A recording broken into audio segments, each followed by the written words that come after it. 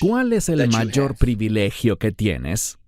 La mejor respuesta a esa pregunta es esta: el privilegio de alabar y adorar a Dios. Si esa no es la respuesta que le darías a esta pregunta, ¿cuál es tu mayor privilegio? Entonces tienes una seria deficiencia espiritual en tu vida y tienes que hacer que tu perspectiva cambie.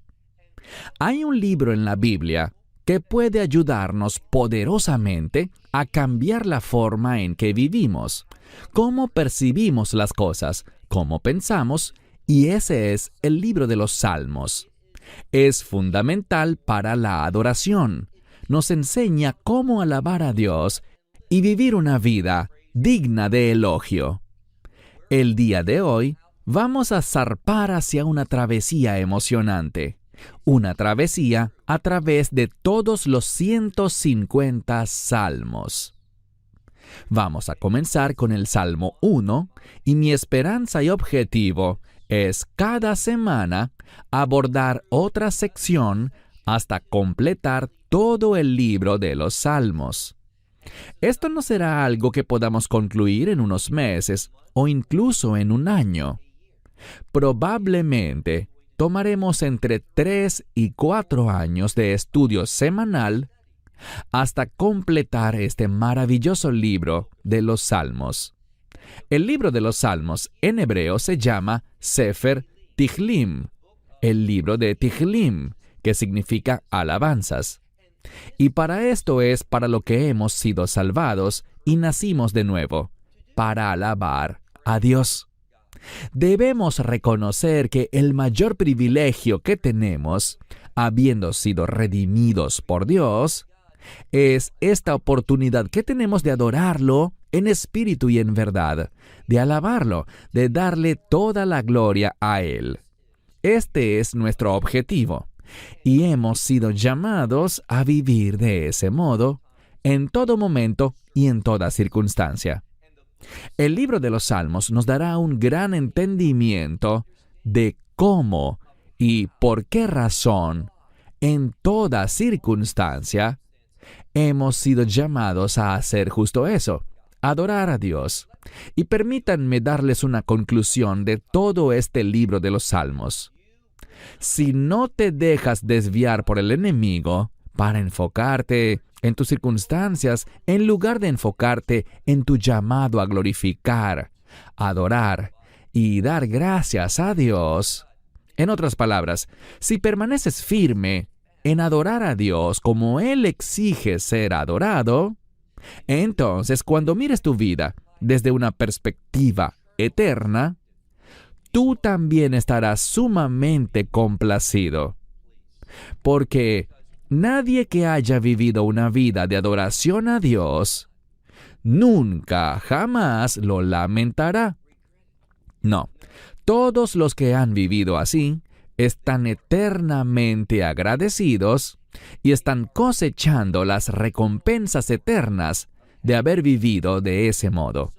Así que el libro de los Salmos debería entusiasmarte, porque vamos a ver la revelación de Dios sobre cómo vivir una vida que sea enteramente de su agrado, para que Dios sea glorificado y para que tú seas un receptor de su bondad por los siglos de los siglos. Así que comencemos el libro de los Salmos con el Salmo 1. Lo primero que compartiré contigo es que el libro de los Salmos, obviamente, fue escrito totalmente en hebreo, por lo que debemos prestar mucha atención al idioma hebreo. Y lo primero que se destaca de la poesía hebrea es que su característica principal es el paralelismo, es decir, cuando una cosa se compara con otra. Y alguien podría decir, bueno, esa es tu opinión, que esto se asemeja a esto, pero yo creo que es esta otra cosa la que es paralela a esto. Bueno, puedes tener ese tipo de debate si lo miras en un idioma extranjero, es decir, en un idioma que no sea hebreo. Pero cuando lo ves en el idioma hebreo, existen confirmaciones, existen indicadores gramaticales que revelan, no solo sugieren, sino que revelan qué es paralelo con qué. Es la construcción gramatical lo que hace que podamos identificar los elementos paralelos que están siendo compartidos. Puede ser el género, puede ser el número gramatical, o también puede ser la condición de ese verbo o de ese sustantivo. Así que no tenemos nada que adivinar, podemos estar seguros. De cualquier manera, será en nuestro estudio del Salmo 2 la próxima semana cuando dedicaré más tiempo al paralelismo. Pero imagino que al leer el Salmo 1 podrás notar de una vez los paralelismos. Comencemos con el verso 1. Ashrei ha-ish. Ashrei es un término que significa ser feliz o ser bendecido. En el Nuevo Testamento, y sabemos que el Nuevo Testamento fue escrito en griego, pero cuando tomamos ese idioma griego y lo traducimos al hebreo, y tenemos el Nuevo Testamento en hebreo, en el libro de Mateo, capítulo 5, encontramos las bienaventuranzas, y todos los eruditos hebreos están de acuerdo en que es correcto usar el término Ashrei, donde en el Nuevo Testamento dice en Mateo 5, bienaventurados los justos, o felices los justos. Así que es esta palabra, Ashrei. Y noten la siguiente frase, Ashrei ha-ish. La palabra ish significa varón, pero el término ha-ish, escuchen bien esta sílaba, ha, es una sola letra en hebreo y expresa o se usa como artículo definido. ¿Qué significa eso? No estamos hablando de un hombre, y este puede ser un término inclusivo para hablar de hombres o mujeres. No estamos hablando de una persona, sino de la persona, una persona específica. Lo que nos está revelando este pasaje aplica solamente para personas específicas, aquellos que cumplen con ciertos criterios y condiciones. Este salmo tiene relevancia única y exclusivamente para aquellos que cumplen los puntos que veremos a continuación. Así que comencemos. Bienaventurado es el varón que no caminó o anduvo, y lo dice justo así. Muchos lo escriben en tiempo presente, pero debemos darnos cuenta de que estamos hablando de lo que la mayoría de los eruditos cristianos llamarían el tiempo perfecto. Y eso está bien. Los estudiosos hebreos de la actualidad simplemente dirían que está en pasado. Pero la verdad es esta. A menudo en hebreo, no nos preocupamos tanto por el tiempo verbal, si es presente, pasado o futuro. Lo que buscamos es determinar si un evento se ha completado totalmente o si estamos hablando de una situación que es predominante en general. Y aquí estamos viendo la manera predominante como una persona anda. Él anduvo de esta manera, sigue caminando de esta manera y muy probablemente continuará caminando de la misma forma. Esta es su definición. Esto revela una característica predominante de ese individuo. Entonces leemos que este sujeto es feliz, es bendecido, ¿por qué? Porque no caminó o anduvo en el consejo de malos. Esto es importante porque, mira esta palabra, consejo. En este punto debemos preguntarnos lo siguiente: ¿dónde estoy hallando consejo para mi vida? ¿Cuáles son las fuentes a las que recurro, en las que confío, al tomar una decisión, las que me encaminan hacia una dirección para mi vida? Y esta es la verdad. La mayoría de las personas no están caminando o andando bajo la guía de los consejos piadosos, sino que han sido engañadas por la propaganda satánica y han caminado en el consejo de los malvados. Y eso es lo que nos advierte este salmo. Así que feliz es aquel, este varón, que no caminó en el consejo de los malvados, y en el camino de los pecadores, él no estuvo. Entonces vemos que su caminar no es un caminar que tolere la maldad. Y su senda, el trayecto, el camino que toma, no es el camino. Él no se detiene, ni se ha detenido en la senda de los pecadores. Vemos algo aquí. Vemos que cuando actuamos bajo un consejo equivocado, eso nos conducirá a actuar o a comportarnos en pecado. En otras palabras, un consejo sin sabiduría, un consejo malvado, produce pecado en nuestra vida y nos posiciona donde no deberíamos estar, no en ese lugar donde disfrutaremos felicidad y bendiciones de Dios. Aquí encontramos que si alguien confía en el consejo de los malvados, se verá a sí mismo andando en la senda de los pecadores, no en contra de los pecadores, sino a favor de los pecadores, y esa es la implicación. Queremos ser personas que caminan no en el consejo de los malvados. Queremos ser personas que no se desvían a la senda de los pecadores. O, sigamos leyendo, última parte del versículo 1. Ni en silla. Y esta siguiente palabra, como dice aquí, letzim, es una palabra para burladores.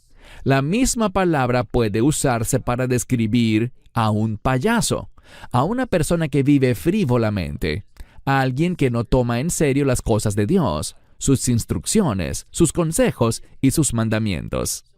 Así que pregúntate lo siguiente: ¿estoy abordando la vida de una manera frívola, sin ser espiritualmente serio sobre las decisiones que tomo? Esto está muy claro. En la silla de los burladores, Él no se ha sentado. Este simplemente no es su lugar. Él se encuentra por completo en una manera diferente de vivir, en un lugar distinto y en un camino diferente. Si no abrazamos ese camino, entonces nos encontraremos infelices, sin la bendición de Dios y sin producir fruto. Aquí hay un énfasis en el resultado, no solo una paz interior, sino un desempeño exterior. Ahora bien, debo decir esto porque recibo muchos correos electrónicos de personas exhortándome y reprendiéndome, pero quiero decir que estoy de acuerdo con ellos. No somos salvos por nuestra conducta, pero no saquen la conclusión errada que muchos sacan. Que a Dios supuestamente no le importan mis acciones. A Él solo le importa la condición del corazón. Bien, claro que le importa la condición del corazón, pero cuando nuestro corazón tiene una condición correcta, nos vamos a conducir en rectitud. ¿Ven la conexión? Corazón correcto, desempeño correcto. Lo vamos a ver aquí indiscutiblemente. Esto no está hablando de cómo nos hacemos salvos. Está hablando de cómo el pueblo de pacto de Dios, específicamente su pueblo del nuevo pacto, quienes están comprometidos en alabar a Dios y vivir una vida digna de admirar, cómo ellos actúan. ¿Cuál es el fruto de su conducta? Veremos eso en un momento. Ahora pasemos al versículo 2. Ki'im. Estas dos son palabras hebreas que significan porque y un sí condicional, pero juntas forman un modismo. No se puede traducir ki'im aisladamente, sino que debemos reconocerlas en su uso dentro del idioma coloquial. Aquí, ki'im significa en cambio o más bien. Entonces, lo traducimos como contrario a lo que hablamos antes. En cambio de andar en consejo de malos y de estar en la senda de pecadores y ser frívolo y poco serio sobre la vida, más bien encontramos que el bienaventurado, en la ley del Señor, tiene su deseo. Muchas versiones dicen deleite, y está bien, pero es la palabra hofetz, en forma verbal, que significa desear algo. En hebreo antiguo, tenemos la palabra rotzé y la palabra hofetz. Hoy en día, en hebreo moderno usamos predominantemente la palabra rotzé, pero en la Biblia aparecen ambas, y hofetz habla de un deseo más fuerte y más intenso. Así que es muy importante que se use esta palabra en lugar de rotzé. Dice, en cambio, en la ley, esta es la instrucción, es una referencia al conjunto de mandamientos. En cambio, en la ley del Señor está su deseo. Tenemos que preguntarnos nuevamente, ¿cuál es el deseo de mi vida? Y una persona sabia, que está siendo guiada por el Espíritu Santo, que ha sido bautizada en el Espíritu Santo, esa persona tendrá un fuerte deseo por la ley del Señor. Eso es lo que dice la Escritura, por ser instruida por Él.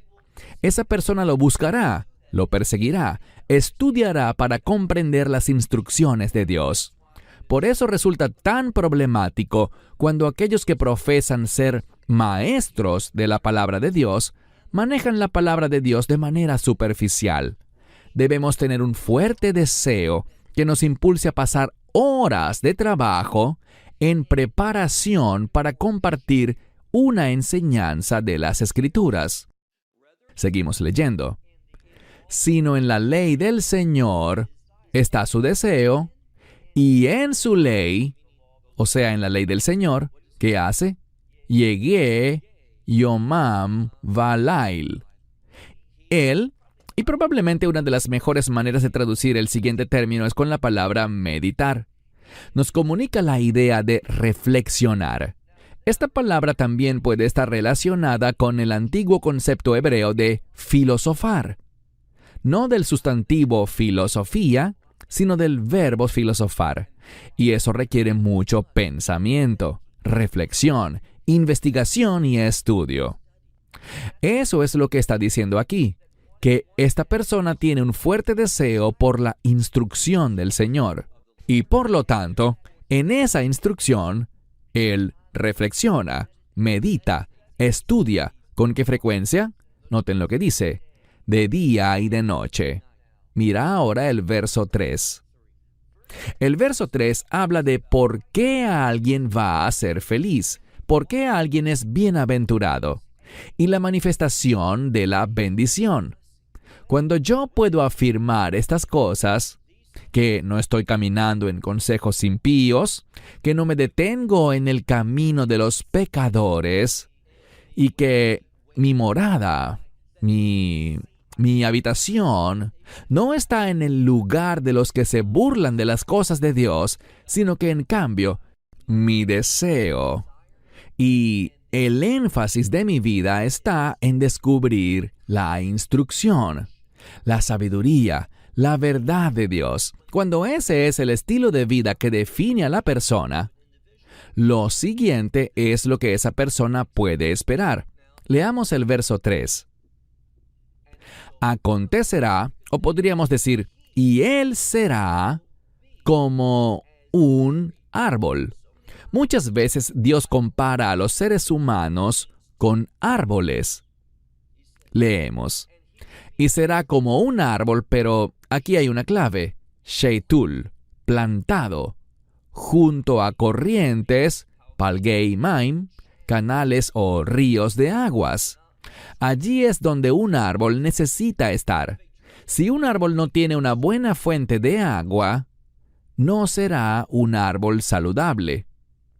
Así que, cuando decimos, Dios, voy a caminar en consejo sabio, voy a hacer de mi camino el camino de los justos, y voy a ser serio y demostrar esa seriedad teniendo el deseo correcto. Y al tener ese deseo, lo manifestaré buscando tu revelación. Cuando esa es la realidad de una persona, no importa quién sea, cuando tiene ese deseo y reconoce esta fuente como la instrucción de Dios, como el consejo de Dios, entonces esa persona puede estar segura de que Dios lo plantará en el lugar correcto, donde podrá recibir la provisión de Dios. Y cuando uno encuentra la provisión de Dios, ¿cuál es el resultado? Cuyo fruto, aquí dice, su fruto. Necesitamos dar fruto. Esto se relaciona con el comportamiento. E insisto, recibo muchos comentarios de personas que dicen que no debo enfocarme en el comportamiento, sino que debo enfocarme en la gracia. Bien, no intento ser irrespetuoso, descortés ni nada negativo, pero quiero amonestar a las personas en amor. La gracia de Dios no es solo para salvarnos. Eso es cierto y es maravilloso, pero la gracia de Dios obra en mi vida para que rechace aquellas cosas que traerían un resultado inadecuado, un comportamiento incorrecto. La gracia de Dios no solo salva, sino que la gracia de Dios produce frutos.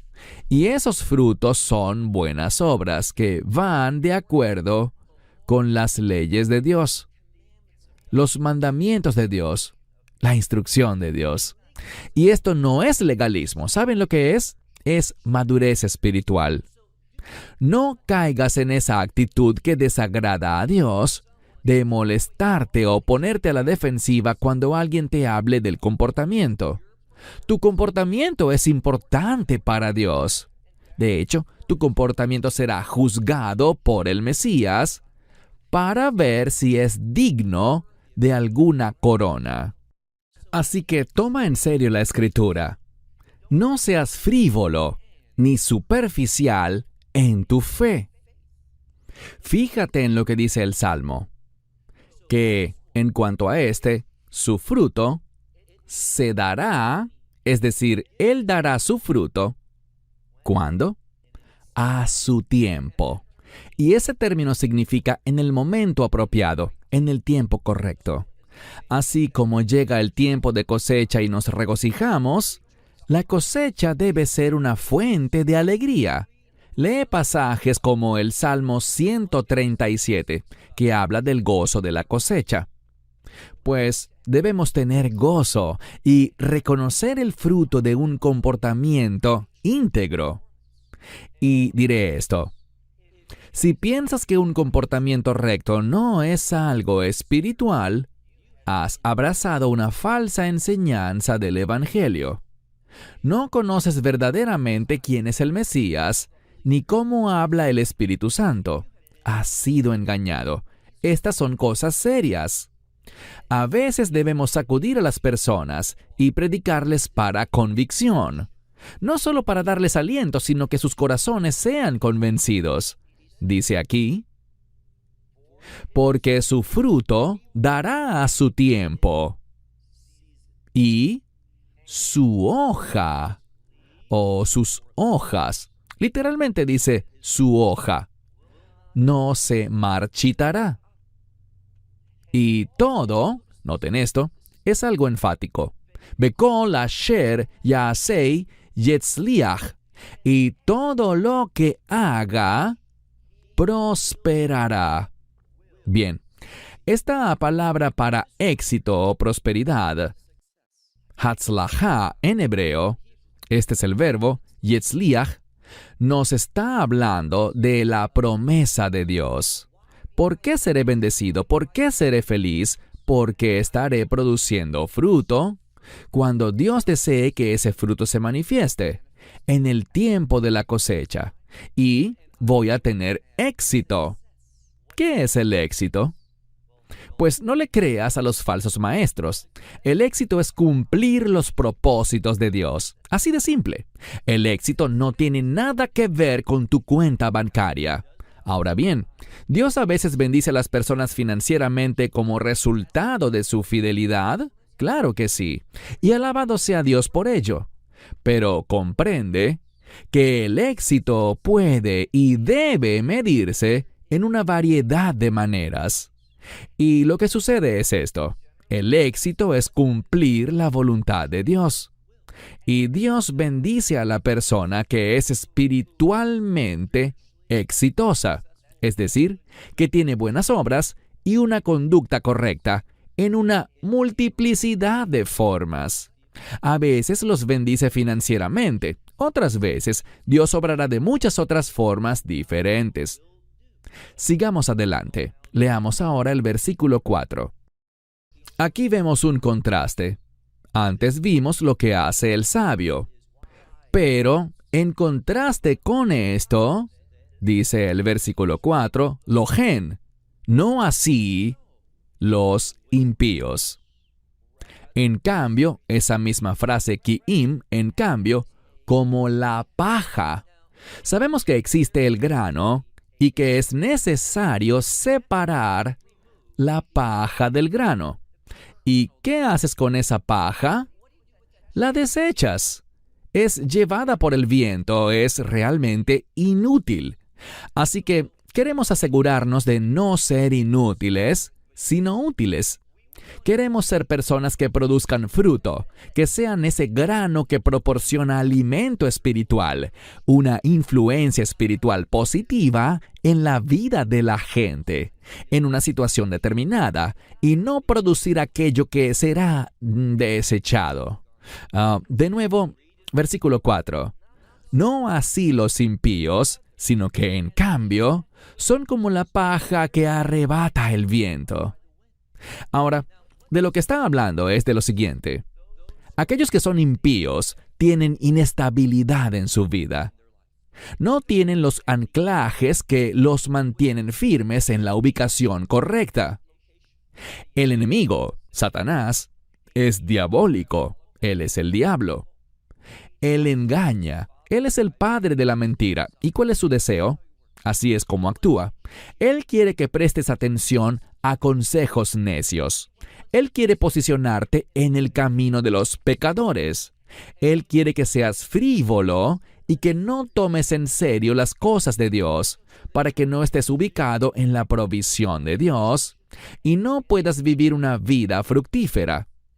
Y una de las señales de eso es que no hay ancla ni estabilidad y eres fácilmente movido de una cosa a otra. No hay, y esta es una palabra espiritual importante, no hay consistencia en tu vida. Verso 5. No así. Nuevamente dice lo mismo. No así, o literalmente en hebreo al-ken, que significa por lo tanto. Es la misma frase, pero hay una diferencia gramatical en este caso. Así que dice, por lo tanto, los impíos no se levantarán en el juicio. Lo que significa esto.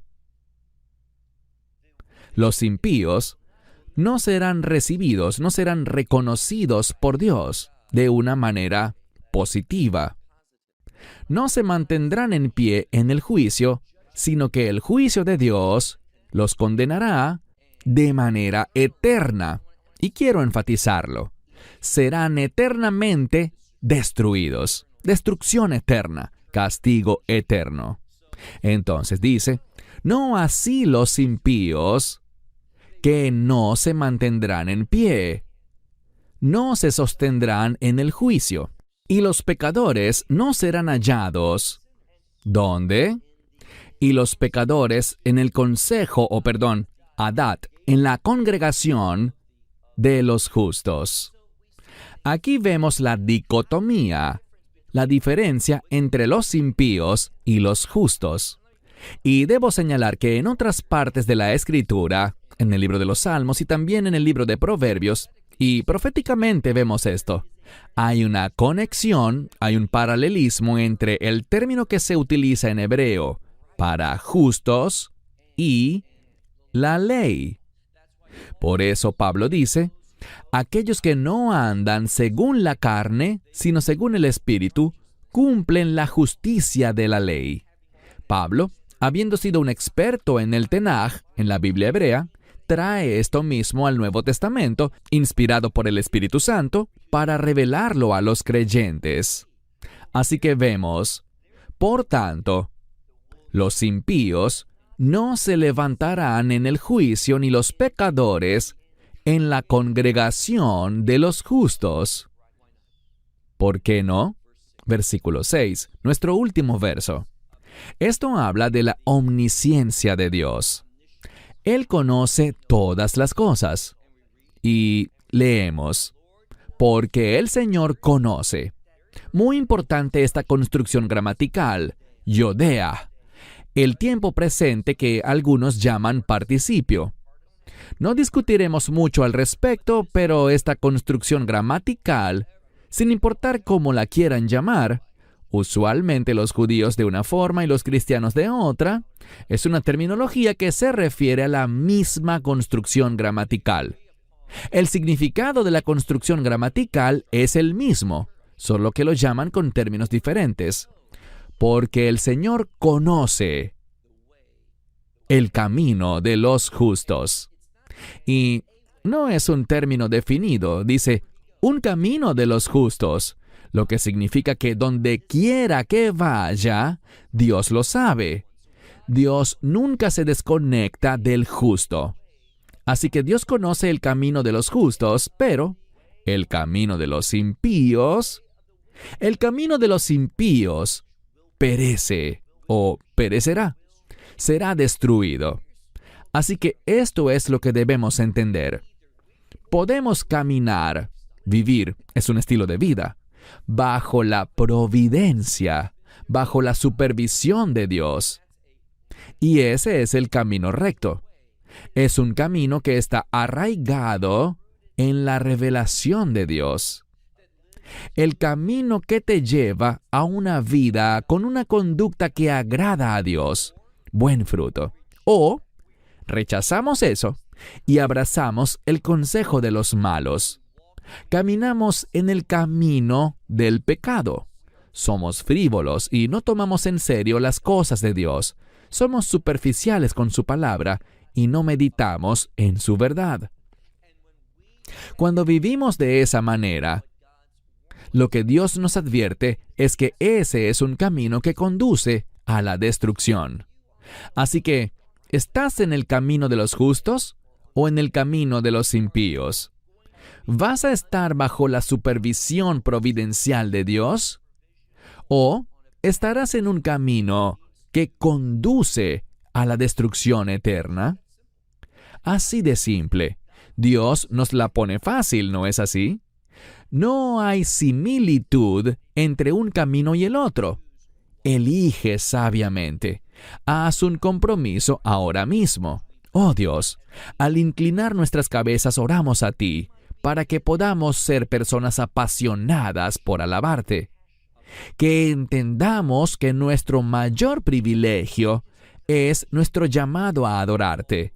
Y, Dios, queremos utilizar ese privilegio. Queremos ser serios con ese privilegio. Queremos ser personas que vivan una vida que te glorifique a ti. Esta es nuestra oración, en el nombre de Yeshua. Amén. Cierro con esto hasta la próxima semana. Que Dios te bendiga ricamente. May God richly De hoy. The word of God is very clear. La palabra de Dios es muy clara. Cuando actuamos en fe, cuando obedecemos los propósitos y la voluntad de Dios, con frecuencia nos encontraremos siendo perseguidos. Aquellos que pertenecen al mundo se levantarán contra nosotros. Y en esos tiempos que son difíciles, tenemos que recordar que la palabra de Dios dice que contemos tales experiencias como gozo. Podemos tener la certeza de que Dios, debido a nuestra obediencia y fidelidad, porque estamos en medio de su voluntad, Él actuará. Él se moverá. Él será nuestro libertador. Por lo tanto, con confianza, es más fácil acudir a Él porque estamos donde debemos estar. Pero hoy voy a hablarles de una situación muy diferente.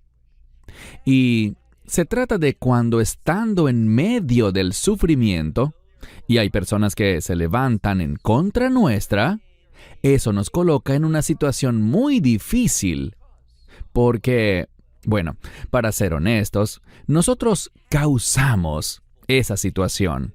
No hemos sido fieles, no hemos sido obedientes. Nos hemos comportado incorrectamente, hemos pecado, hemos sido un fracaso espiritual. Y ahora, como consecuencia de eso, aunque efectivamente creemos en Dios y tenemos un pacto con Él, no obstante, estamos fuera de su voluntad y el enemigo nos está atacando. Él está explotando nuestra infidelidad y nuestra rebelión para destruirnos. Entonces, ¿qué debemos hacer? Bueno, incluso en esos momentos, puede parecer difícil, pero aún en esos tiempos, lo más sabio que puedes hacer, de cualquier manera, es volverte a Dios, buscar su ayuda, orar a Él y afirmar esta relación de pacto que tienes con Él. Dicho esto, toma tu Biblia y ve conmigo al libro de los Salmos en el Salmo número 3. Para mí, el Salmo 3 es un salmo extraordinario. Porque noten cómo comienza y, por cierto, estamos en nuestro estudio del libro de los Salmos y tienes que aprender un término, la inscripción. No todos los salmos tienen inscripciones, pero este sí, donde dice en el Salmo 3, Mismor le David, lo que significa un salmo de David. Y luego nos dice un poco acerca de lo que estaba sucediendo en la vida de David cuando lo escribió. Leemos: cuando huyó de delante de Absalom. En español se dice Absalón, pero quiero decirlo en la forma hebrea, Absalom, su hijo. Espero que recuerdes algo sobre este relato en la Escritura. En primer lugar, David, debemos recordar que, aunque la Escritura dice que era un hombre conforme al corazón de Dios, que era un hombre que se humillaba, que se arrepentía, que buscaba el propósito de Dios y que durante la mayor parte de su vida David, por supuesto, fue un gran hombre, no obstante, hubo momentos malos en su vida. Y uno de ellos fue con una mujer llamada Bathsheba. Él cometió adulterio con ella y recordarás que un hombre llamado Natán, el profeta, habló con David y le dijo: la espada, debido a ese pecado, la espada no se apartará de tu casa. Eso significa que el pecado que David cometió iba a tener consecuencias, y esas consecuencias serían difíciles, no solo para David, sino para toda su casa. Y no sería algo que vendría y se iría, sino que sería algo que continuaría. La espada no se apartará de tu casa. Y vemos que un hombre, un hijo de David, sin embargo, Amnón, cometió un acto sumamente pecaminoso con su media hermana, una jovencita llamada Tamar. Y el hermano de Tamar, de padre y madre, era Absalón, de quien habla la Escritura. Y vemos que, al final, debido al fracaso de David para manejar esto adecuadamente, recuerden algo, David era de cierta manera culpable de un pecado similar, ese pecado con Bathsheba, y por lo tanto le resultaba difícil juzgar a alguien que había hecho algo que él mismo había cometido. Y David, de una manera muy triste, simplemente quiso barrer esto bajo la alfombra, darlo por terminado. Pero Absalón estaba profundamente afligido por su hermana Tamar. Y al final, Absalón se levantó y le dio muerte a su medio hermano Amnón. Recuerden aquella profecía de Natán.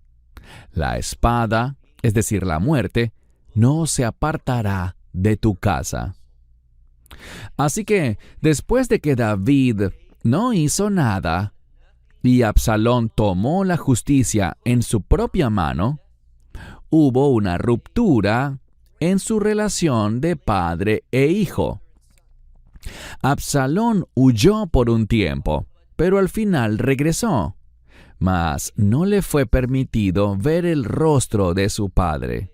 Un día Absalón ya no pudo soportarlo más y exigió ver el rostro de su padre, pero el rey fue muy indiferente con él, como si no fuera importante haberlo dejado de ver todos esos años, que fueron alrededor de 5, o según la mayoría de los eruditos. Y así que simplemente a David parecía no importarle el no haber visto a Absalón.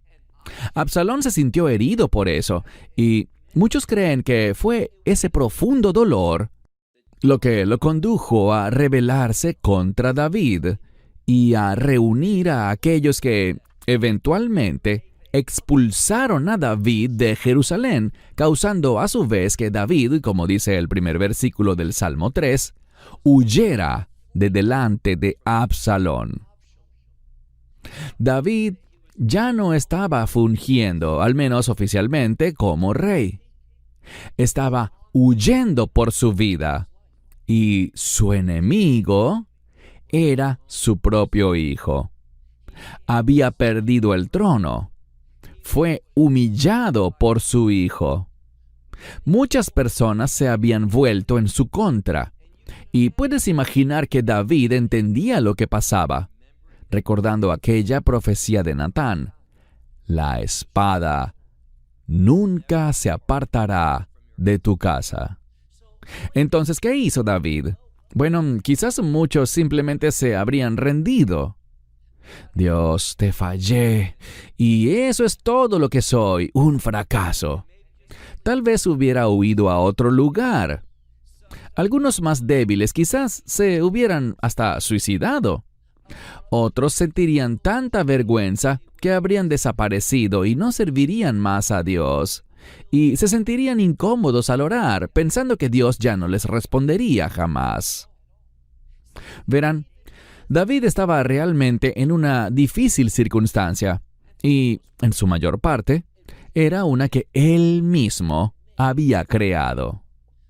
Así que mira de nuevo este primer versículo, que efectivamente es el primer versículo del texto. Leemos: un salmo de David cuando huyó de delante de Absalón, su hijo. En el siguiente versículo del texto hebreo, el versículo 2, noten lo que dice: porque David hizo algo. Leemos aquí que David se volvió a Dios. Aprendamos un principio. Nunca es demasiado tarde, nunca es incorrecto volverse a Dios. No importa en qué situación te encuentres, qué problema estés atravesando, quién sea el enemigo, ni por qué razón estás sufriendo, por qué has fallado. Siempre es correcto, Dios siempre nos escucha, al menos mientras estemos vivos.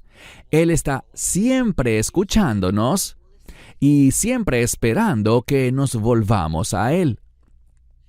Y eso es exactamente lo que hizo David. Él se volvió al Señor y noten lo que dice. Pasemos ahora al siguiente versículo que dice: oh Señor, ma Rabu Zara, ¿cuánto han aumentado? ¿De quiénes habla? Mis enemigos. Lo que David está diciendo es que este panorama lo rodea por completo, lo cual quedará claramente expresado en unos minutos. Dice que el número de sus enemigos ha crecido enormemente. Sin embargo, él se vuelve al Señor. Y creo que es significativo que en este verso no lo nombra simplemente como Dios o Adonai, sino con el término Yud-Hei Vav-Hei, el cual se refiere al Dios que trasciende todas las cosas. es decir, el Dios para quien todo es posible. Dice aquí, «Oh Señor, cuánto han aumentado mis enemigos. Muchos se han levantado contra mí». En un sentido muy real, sí, David tenía algunos soldados con él y algunos siervos que habían permanecido leales, pero muchas personas influyentes lo habían abandonado. Creían que David había huido y que había llegado su fin. Y podría haber sido su fin, podría haberse rendido, podría haberse sumido en la autocompasión, podría haberse enfocado en su pecado, en su desobediencia y rebeldía. Pero no fue así. David se volvió a Dios en fe y compartió con Dios cuál era su situación, cómo sus enemigos habían aumentado y cómo muchos se habían levantado contra él. Mira ahora el versículo 3. Rabim, Omrim, lei nafshi. Muchos le dicen... Esto describe a un grupo de personas que está hablando constantemente. Es lo que nos enseña el texto según su construcción gramatical. Muchos, y vemos que la palabra muchos se ha repetido hasta ahora 3 veces. La primera en una forma verbal y las otras 2 como sustantivos. Dice, muchos le dicen a... Y fíjense, lei nafshi. Nafshi significa mi alma. Lo que algunos eruditos enseñan sobre esto es que le están hablando a David espiritualmente, no de una manera física, ni de una manera secular. No están viendo esta situación con los ojos humanos, sino que están atacando a David y diciendo cosas en su contra espiritualmente. David, tú eres un fracaso espiritual, eres un pecador, no eres realmente un hombre de Dios, le has fallado a tu familia, no mantuviste tu integridad y la lista puede seguir y seguir. Él dice, muchos dicen a mi alma, y noten lo que se enfatiza de manera clave aquí en el texto. En Yeshua ta lo. No hay salvación para él en Dios. Y luego dice, Selah. Bien, hay mucho debate sobre lo que significa el término Selah. En este salmo se registra 3 veces. Hay muchas interpretaciones diferentes al respecto, pero quiero enfocarme en lo que sí sabemos. Y noten lo que muchos estaban diciendo. Y a veces muchos significa la vasta mayoría. Le decían a David, no hay salvación, es decir, no hay victoria, no hay liberación para ti. Has fallado, lo has arruinado, y por lo tanto, mientras vivas en este mundo, caminarás en derrota. Bueno, eso es lo que dice el enemigo, y es lo que los enemigos de David estaban diciendo, probablemente inspirados por la influencia satánica. Pero debemos darnos cuenta de que nuestro Dios es un Dios de restauración. Con Dios, todas las cosas son posibles. Una de las cosas que la verdadera fe bíblica nos dice es lo siguiente: nunca, jamás te rindas. No importa en qué situación estés, cuán mal hayas arruinado tu vida, comprende que con Dios puede haber restauración. ¿Por qué? Porque con Él todas las cosas son posibles. Y Dios nos ama. Es su naturaleza. Su palabra lo confirma. Dios es un Dios de liberación y un Dios de restauración. Si nos acercamos a Él con un corazón contrito y humillado, Dios no nos rechazará, sino que en cambio nos recibirá y nos traerá de vuelta a la esperanza de su pacto. Y eso es lo que David está creyendo. Por eso David se ha vuelto a Dios en oración.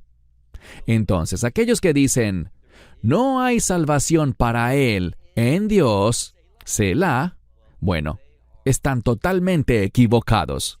La mayoría de la gente lo creería, pero David no. Versículo 4. David afirma, él habla y dice, pero tú, oh Señor, eres un escudo para mí. Esta es la palabra maguen y significa simplemente un escudo o una defensa. Y Dios, si nos acercamos a Él y buscamos su liberación, su defensa contra los enemigos, Dios siempre será fiel. Cuando nos arrepentimos, Dios no nos rechaza, sino que nos encuentra en el desastre de nuestra vida para caminar con nosotros y para que nosotros caminemos en su voluntad. Allí Él comenzará a poner las cosas en orden. Poco a poco Él comenzará a poner todo otra vez en orden, y es en su orden. Con Dios, todas las cosas son posibles. Así que dice David, hablando con el Señor, le dice, tú, oh Señor, eres un escudo para mí. Kebodí, Umarim, Roshi. Y, dice, mi honor.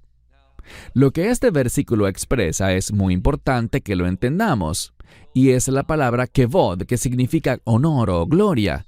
Y lo que David está diciendo es esto. El mayor honor, la gloria de mi vida, es Dios. Es estar en esta relación de pacto, sabiendo que, sin importar lo que haya pasado, Él no me dejará ni me abandonará. Dios está siempre tan cercano como lo esté el corazón arrepentido. Y David está anunciando esto, lo está escribiendo, y aquí está la clave. Él no está diciendo esto después de haber sido restaurado, años después de haber reconstruido su vida y demás. No, él escribió esto, recuerda lo que dice, cuando huyó. Eso significa en medio de la huida, o al comienzo de ella. Allí David se volvió a Dios, y lo dice claramente esta escritura. Tú, oh Señor, no solo eres un escudo para mí, sino que eres mi gloria y Umarim Roshi. Esta frase significa el que levanta mi cabeza. Hay dos cosas que debemos discernir con respecto a esta expresión. Chazal es un término hebreo que significa los sabios de memoria bendita. Ellos enseñan que la frase Marim Roshi significa, en primer lugar, que Dios lo va a alentar. ¿No es maravilloso? No importa dónde me encuentre, si me vuelvo en arrepentimiento, con un corazón contrito, Dios hará algo. Él impartirá e infundirá dentro de mí su aliento. Ese ánimo que proviene de la certeza de que Él estará conmigo, que Él me está invitando a caminar en su voluntad, que Él me llevará de vuelta a donde Él quiere que esté.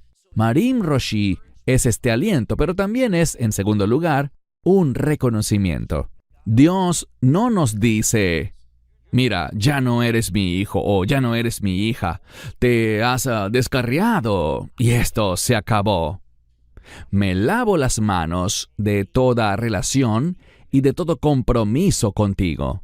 No, si nos volvemos a Dios arrepentidos, con un corazón quebrantado y contrito, buscándolo a Él para que nos restaure, a Él y a su voluntad, Dios, escucha bien, Dios siempre te aceptará. Verás, ser un réprobo, porque sé lo que algunos de ustedes creen y lo que están pensando ahora. David no es un réprobo.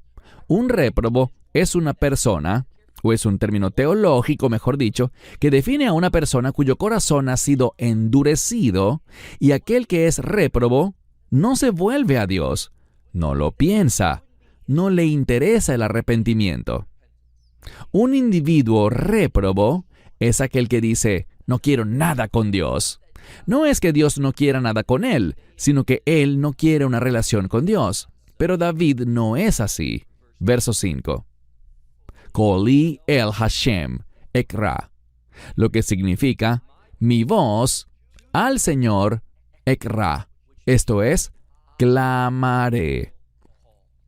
No sé por qué, pero varias traducciones al español lo traducen en pasado o en presente, pero realmente está en futuro. ¿Por qué? Dice clamaré, pero ¿por qué lo dice así? Obviamente él clamó y está clamando, pero aquí está la clave. El uso del futuro, algunos lo llaman tiempo imperfecto y está bien, es la misma construcción gramatical con diferente nomenclatura. Pero la palabra es ekra, que significa yo clamaré. Y lo que expresa es un compromiso. Está en tiempo futuro para mostrar una acción futura, la cual David hace y seguirá haciendo. David no está diciendo simplemente, Dios, te daré una oportunidad más. Estoy clamando. ¿Vas a resolver esto o no? Sino que está diciendo, no tengo a dónde más acudir. Yo clamaré y continuaré clamando continuamente delante de ti. Porque David no está abandonando este pacto. David está respondiendo porque reconoce el pacto, esta relación de pacto que tiene un gran poder en sí. Así que dice, mi voz al Señor clamaré. Y él, lo que viene está en pasado, debido a esta partícula vav antes del verbo. Simplemente dice, y él me ha respondido. Esto suena extraño porque si David dice clamaré, ¿por qué dice luego me ha respondido? Pero la construcción está en imperfecto en futuro. Pero la vav delante de la palabra cambia a tiempo perfecto o pasado, lo cual simplemente es una declaración de seguridad. David lo sabe. Lo diré de nuevo. David tiene plena seguridad, él sabe que Dios responderá. David sabe que nuestros pecados, nuestras rebeldías, a pesar de que traigan desánimo, aunque traigan al enemigo, porque es como invitar a los demonios para que arruinen nuestra vida, que se levanten contra nosotros y vayan a la guerra contra nosotros. Sin embargo, David sabe algo. Él sabe que aquel que se humilla y clama a Dios, el Salmo dice, tú me has respondido. Literalmente, Él me ha respondido desde su santo monte. Y aquí está por segunda vez la palabra hebrea Selah.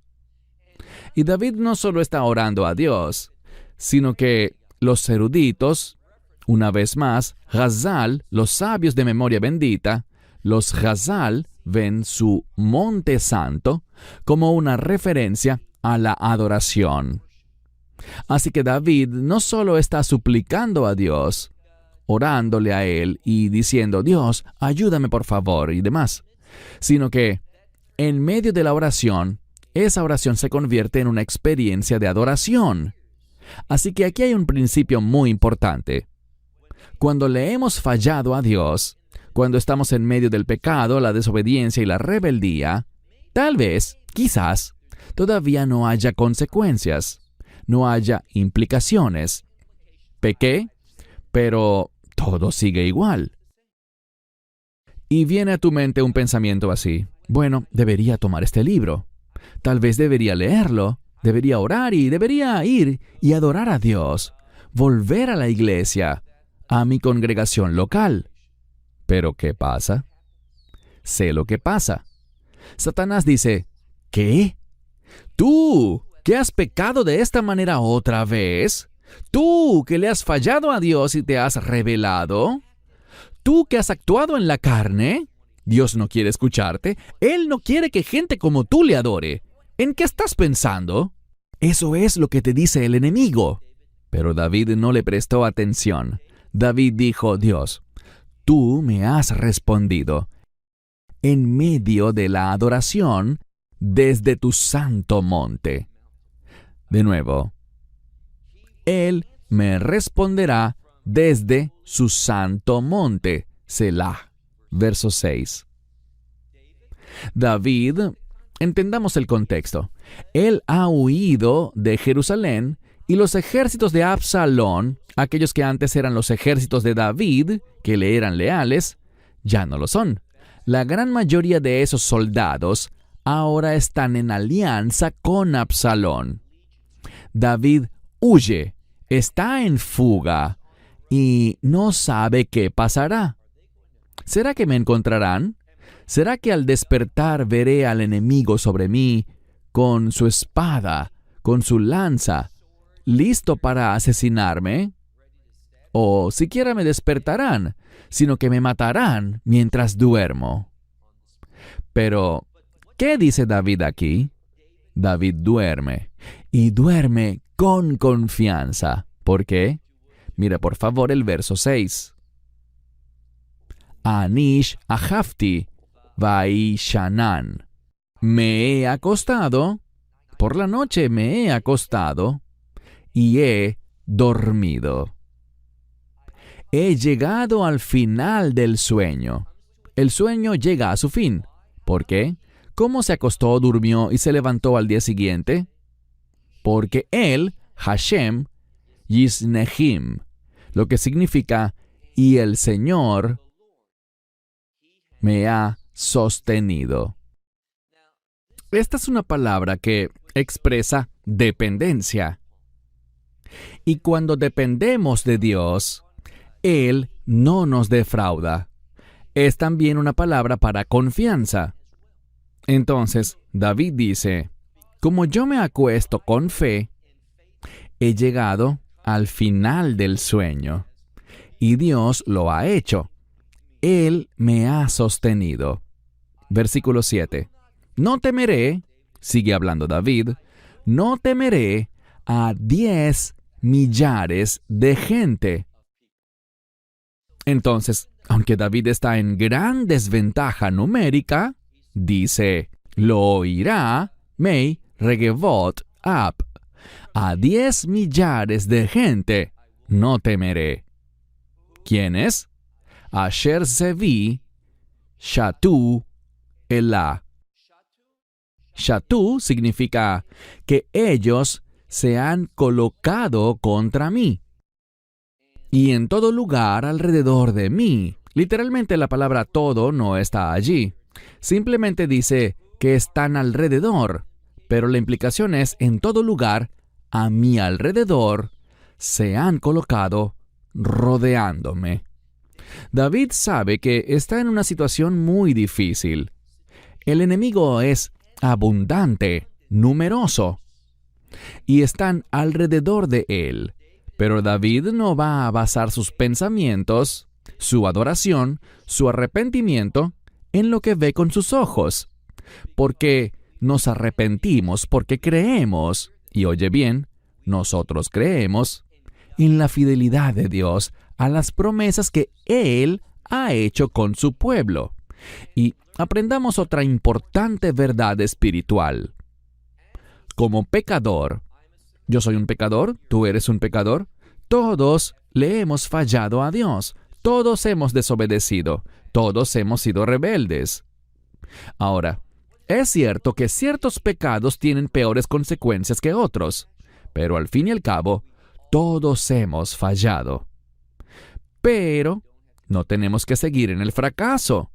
No tenemos que seguir en la derrota. No tenemos que aceptar la derrota. Con Dios, las circunstancias pueden transformarse. Y Dios, por naturaleza, se deleita en restaurar a su pueblo. Dios es, como cantamos cada vez en la sinagoga, Uja Ozer. Él es mi ayudador. Así que leemos en el versículo 8, David dice con confianza y seguridad, Huma Adonai, Hoshieni Elohai, que significa, levántate, oh Señor, y sálvame, Dios mío. Yo subrayaría esa expresión, Dios mío. ¿Por qué? Porque esto es lo que el enemigo te dirá. ¿Y cómo puedo estar tan seguro? Porque yo mismo he fallado, he sido rebelde, he estado en situaciones en las que he sentido que Dios nunca más querría escucharme. Lo arruiné, actué de una manera que demostraba que había abandonado las cosas de Dios. Pero ¿sabes qué? Dios está escuchando. De hecho, Dios es quien coloca en el corazón de una persona el deseo de volver a Él, de orar, de adorarlo, de volvernos para leer su palabra y comenzar a servir a Dios. Así que David lo dice con confianza y quiere impartir esa confianza en ti y en mí. Él dice esto creyéndolo y tiene razón. Levántate, oh Señor, y sálvame, y aquí está la clave, Dios mío. Otros te podrán decir, oh, Él ya no es tu Dios, ya no tiene nada que ver contigo. ¿Cómo te atreves a llamarlo tu Dios? Bueno, David lo hizo. Y David era culpable de adulterio y además de asesinato. ¿Lo recuerdas? Él había inventado todo un plan con el fin de que Urías, el hitita, fuera asesinado en batalla. Él ordenó: retírense, retrocedan y asegúrense de que Urías quede solo en el frente de batalla. Y al dar esta orden, recuerden, Joab le dijo: muchos de los siervos de David perecerán si hacemos esto. Pero David respondió: ¿qué importa? Hazlo de todos modos. Las acciones de David, su pecado de adulterio, sus intentos de encubrirlo, le costaron la vida a varias personas. Fueron sus acciones. Pero sin embargo, él se arrepintió. Él es un ejemplo para nosotros. Él le dice: Dios mío. Y estas son las buenas nuevas. Dios no lo rechazó. Tú dirás: ¿a un adúltero y asesino Dios no lo rechazaría? Así es. Y lo digo porque quizás ahora mismo haya alguien oyéndome que sea culpable de tales cosas. Tal vez estén encerrados en prisión o tal vez nunca hayan sido condenados por su crimen. Y están sentados allí, sintiendo que Dios nunca escuchará su oración, pero sí lo hará. Y Dios responderá. Se moverá para traer restauración a su vida, no para evitar las consecuencias del pecado, sino para hacer que triunfen sobre ellas, para brindar su ayuda a través de ellas. Y eso es exactamente lo que Dios hará con David.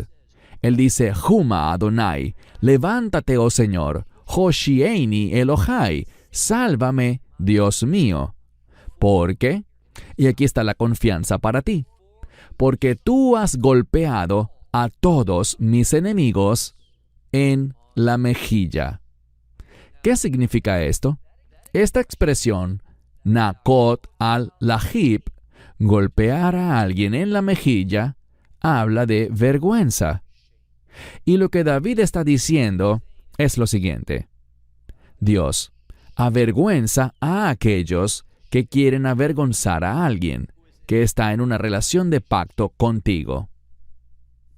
David está buscando el perdón, está buscando misericordia, está buscando la gracia de Dios, pero comprende que la gracia de Dios nos devuelve a una posición en la que podemos aferrarnos y tener esperanza en las promesas de Dios. Así que David habla con valentía y dice, al final del versículo 8, Shinei Reshaim, los dientes de los malvados, tú has quebrado. Esta es otra forma de hablar de cómo Dios actuará, no solo para avergonzar y derrotar, sino para humillar a aquellos que vienen en contra de su pueblo de pacto. Verán, cuando leo y cuando oigo un salmo como este, pienso en Israel. Y me siento muy feliz de que Dios no haya reemplazado a Israel, porque eso me dice que Él no va a decirle a un gentil que ha entrado en este nuevo pacto, ¿sabes qué? Vas a perder tu salvación.